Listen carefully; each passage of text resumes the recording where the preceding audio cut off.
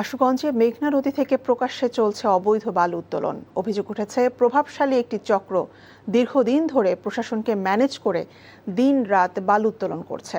এতে হুমকির মুখে 232 কেভি জাতীয় গ্রিড লাইন, আশুগঞ্জ বিদ্যুৎ কেন্দ্র, দুটি রেল সেতু, সৈয়দ নজরুল ইসলাম সেতু সহ একাধিক রাষ্ট্রীয় গুরুত্বপূর্ণ স্থাপনা।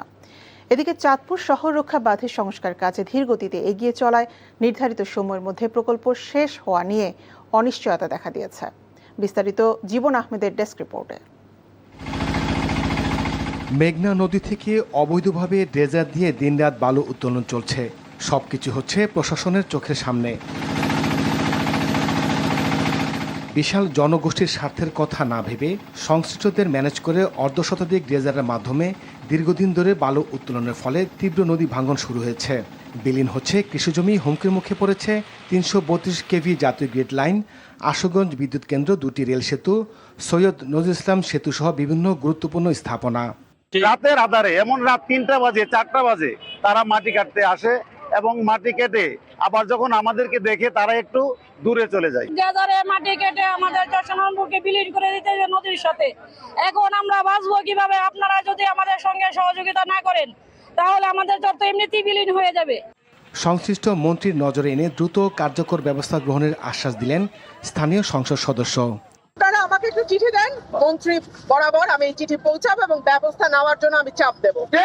অবৈধ বালু উত্তোলন বন্ধে দ্রুত যৌথ অভিযান পরিচালনার কথা জানান জেলা প্রশাসক। ব্রাহ্মণবাড়িয়া জেলা প্রশাসন এবং কিশোরগঞ্জ জেলা প্রশাসন যৌথভাবে আমরা এটা মোবাইল কোর্ট করব শীঘ্রই। এদিকে চাঁদপুর শহর রক্ষা বাঁধের সংস্কার কাজ ধীরগতির কারণে স্থানীয়দের মাঝে ক্ষোভ দেখা দিয়েছে। মেঘনা নদীর ভয়াবহ ভাঙন থেকে চাঁদপুরকে রক্ষায় 2024 সালের এপ্রিল মাসে শুরু হয় শহর রক্ষা বাঁধের সংস্কার কাজ। প্রায় 3.22 কিলোমিটার এলাকা জুড়ে বাঁধের সংস্কার কাজ চলছে। 4 বছর মেয়াদী এই প্রকল্পের প্রায় 3 বছর পার হলেও কাজের অগ্রগতি মাত্র 50%। ফলে নির্ধারিত সময়ের মধ্যে প্রকল্পের কাজ শেষ হবে কিনা তা নিয়ে দেখা দিয়েছে অনিশ্চয়তা। একটু স্লো ভাবে কাজটা চলতেছে। আমরা চাই কাজটা দ্রুতভাবে এবং টেকসইভাবে যাতে কাজটা হয়। কাজের গুণগত মান ঠিক রাখতে প্রতিনিয়ত মনিটরিং করা হচ্ছে। নির্ধারিত সময়ের মধ্যে সংস্কার কাজ শেষ করা যাবে বলে আশা পানি উন্নয়ন বোর্ডের।